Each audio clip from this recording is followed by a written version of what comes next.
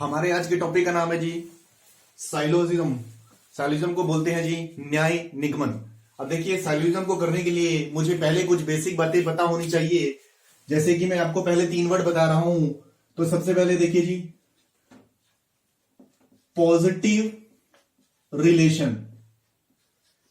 सबसे पहले हम बात करते हैं पॉजिटिव रिलेशन। उसके बाद नेक्स्ट पॉइंट जी, negative relation.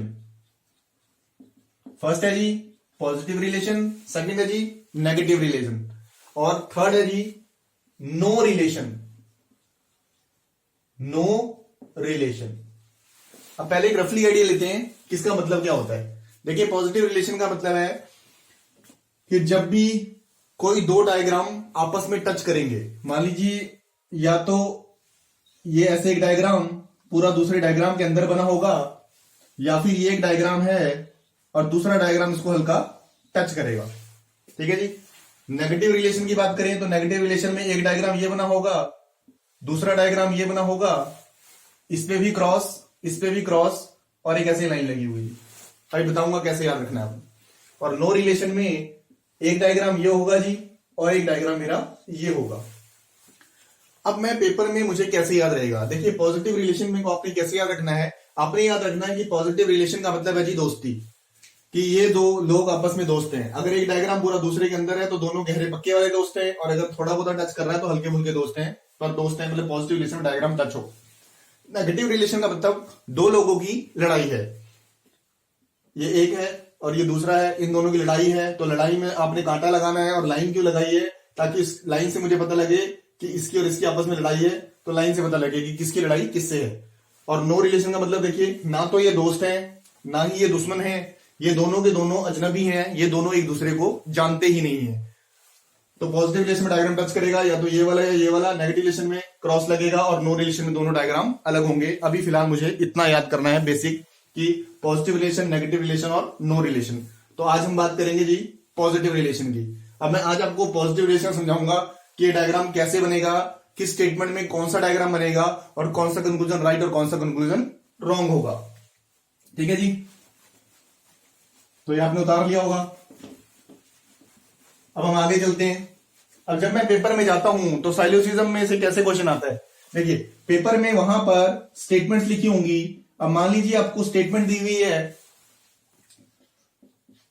All A are B, सभी ए बी हैं। तो जब भी आपको इस टाइप का स्टेटमेंट दिया होगा तो आपने देखना है कि सबसे पहले ऑल किसके साथ लगा हुआ है। देखिए, ऑल किसके साथ लगा हुआ है, ए के साथ। तो सबसे पहले आप क्या करेंगे, यहां पर ए बना लेंगे जी। ये मैंने सारे के सारे ए बना लिए। अब उसने बोला ऑल ए आर बी, सभी ए बी हैं, तो सारे के सारे ए जो हैं वो बी हैं।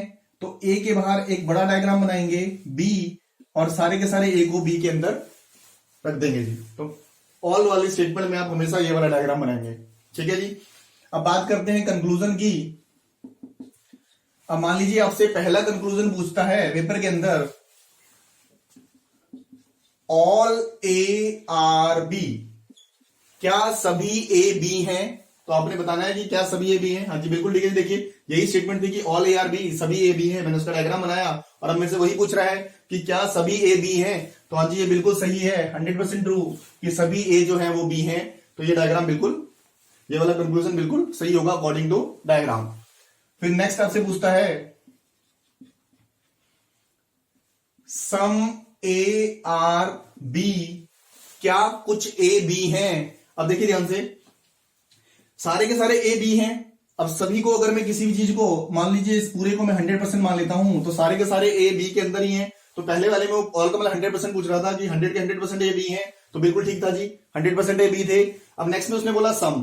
देखिए, सम का मतलब था कुछ। अब कुछ का मतलब ऑल 100% नहीं है, 100 से कम। अब 100 से कम एग्जैक्ट कितना ये नहीं पता, 1 to 99 बोल सकते हैं आप।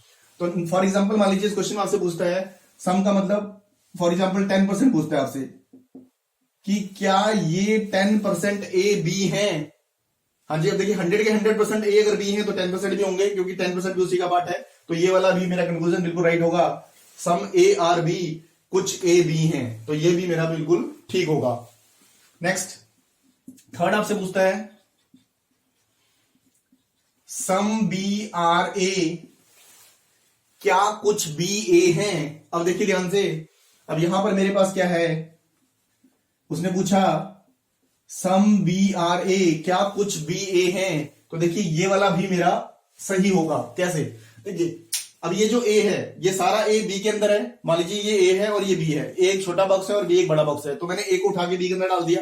अब देखिए ए वाले बॉक्स में जितनी जगह घेरी हुई है, मान लीजिए इतनी, अब वो है कुछ तो बी का पोर्शन है। अब ये जितने सारे ए हैं, अब इस पोर्शन में कुछ बी भी होगा, तो क्या पता कुछ में वो वही कुछ की बात कर रहा हो कि कुछ बी ए है, तो इसलिए ये भी मेरा राइट हो जाएगा। और नेक्स्ट पूछता है आपसे, मान लीजिए कहता है ऑल बी आर ए, क्या सारे के सारे बी, क्या सभी बी ए हैं। तो ये आपका रॉन्ग हो जाएगा, क्योंकि सभी बी ए तब सही होता अगर सारे बी के अंदर होते, पर सारे बी के अंदर नहीं है। ठीक है जी, तो इस स्टेटमेंट में ये वाला डायग्राम बनेगा और ये कंक्लूजन मेरे राइट होंगे।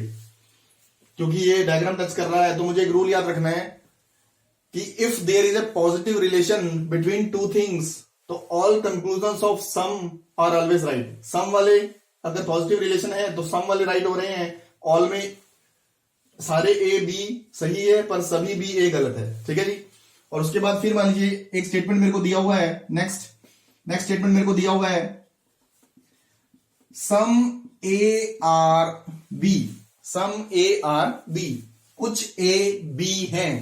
तो ऑल नहीं दिया हुआ है, तो पहले मैंने क्या किया, पहले मैंने ए बनाए। अब अगर वो बोलता कि ऑल ए आर बी, तो मैं सारे के सारे ए को बी बनाता, पर उसने बोला कि कुछ ए बी हैं।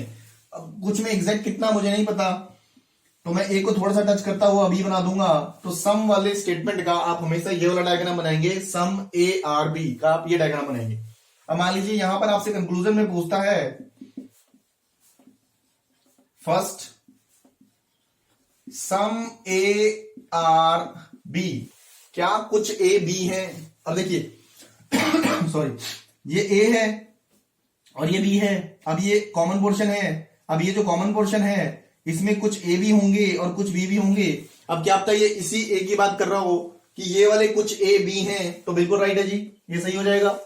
ठीक है जी, उसके बाद सेकंड, अगर मान लीजिए आपको बोलता सम बी आर ए, क्या कुछ बी ए हैं, तो क्या आपका कुछ में ए कुछ की बात कर रहा हो कि कुछ बी ए हैं, तो ये भी बिल्कुल राइट हो जाएगा। और यहीं पे अगर आपसे पूछता कि ऑल ए आर बी, तो वो रॉन्ग होगा क्योंकि सारा ए बी के अंदर नहीं है, या ऑल बी आर ए, तो वो भी रॉन्ग हो जाएगा।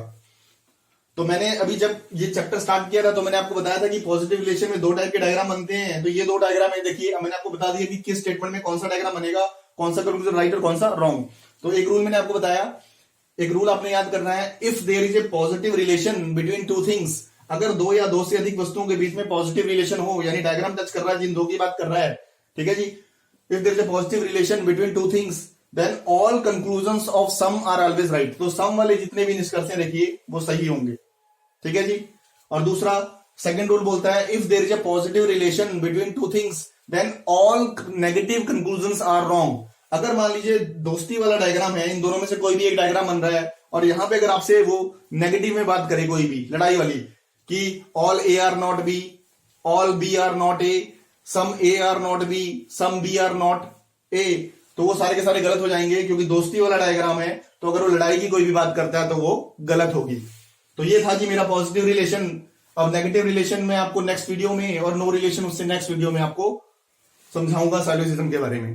धन्यवाद।